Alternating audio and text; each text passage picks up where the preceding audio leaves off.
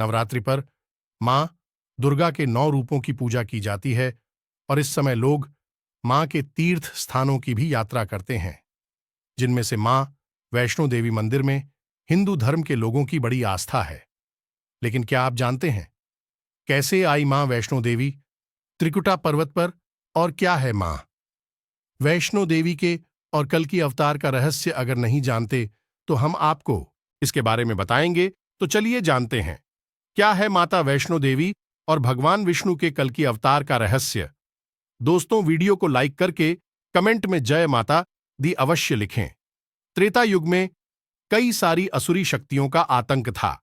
राक्षसों के आतंक से त्रिदेव भी परेशान थे कि उनके दिए हुए वरदान ही पृथ्वी लोक पर आतंक का कारण बन रहे हैं।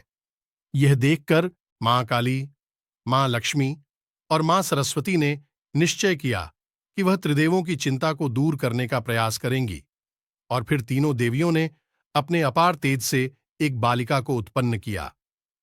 उस बालिका ने तीनों देवियों से अपने जन्म का कारण पूछा तो उन्होंने बताया कि उसके जन्म का कारण है पृथ्वी लोक पर असुरी शक्तियों का विनाश करना।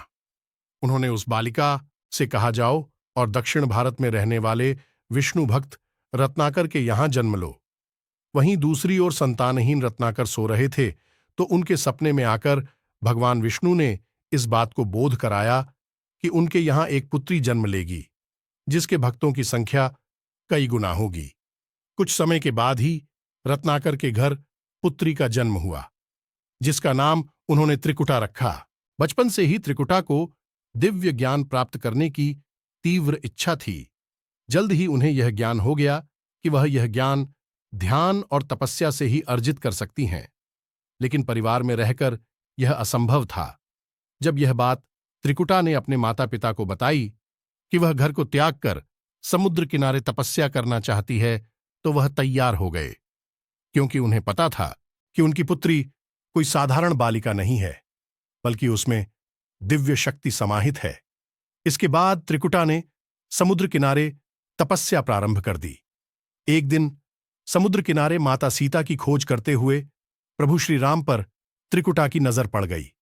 वह तत्काल ही पहचान गई कि प्रभु श्री राम कोई और नहीं बल्कि भगवान विष्णु के अवतार हैं।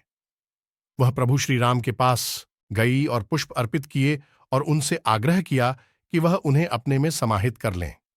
लेकिन भगवान श्री राम ने कहा कि मैं तुम्हारी तपस्या से अत्यंत प्रसन्न हूं, मगर यह समय अभी उचित नहीं है, इसलिए अब से तुम्हारा नाम वैष्णवी होगा।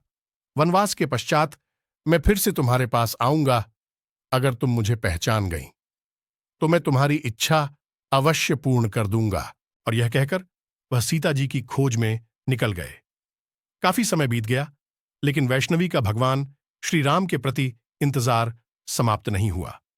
तभी एक दिन एक वृद्ध व्यक्ति वैष्णवी के समक्ष आया और उनसे कहा कि तुम अति सुंदर हो और इस एकांत स्थान पर रहना तुम्हारे लिए उचित नहीं है। तुम मुझसे विवाह कर लो। यह सुनकर वैष्णवी ने उस वृद्ध से कहा कि तुम चले जाओ, यहां से मैं पहले से ही प्रभु की हो चुकी हूं। वह मुझे स्वीकार करने के लिए आने ही वाले हैं। तभी एकाएक उन्हें लगा कि उनसे कुछ गलती हो गई है, लेकिन जब तक वह कुछ जान पाती तब तक बहुत देर हो चुकी थी, क्योंकि वह वृद्ध कोई और नहीं बल्कि स्वयं प्रभु श्री राम थे। वैष्णवी ने उनसे क्षमा मांगी, परंतु श्री राम ने कहा कि आपका मुझे पहचान न पाना यह दर्शाता है कि आपकी इच्छा पूर्ण करने का अभी उचित समय नहीं आया है, क्योंकि अभी आपको पृथ्वियों पर रहकर बहुत से कार्य संपन्न करने हैं। त्रेता युग में नहीं बल्कि कल युग में आप मुझमें समाहित हो सकेंगी, जब मैं कल की अवतार में पृथ्वी लोक पर जन्म लूंगा। इसके बाद श्री राम ने वैष्णवियों को यह आदेश दिया कि वह उत्तर भारत में त्रिकुटा पर्वत पर जाकर तपस्या करें, वहीं पर अपना धाम बनाकर लोगों का कल्याण करें। तब जाकर वह कलयुग में वह श्री राम से विवाह करके उनमें समाहित हो सकेंगी।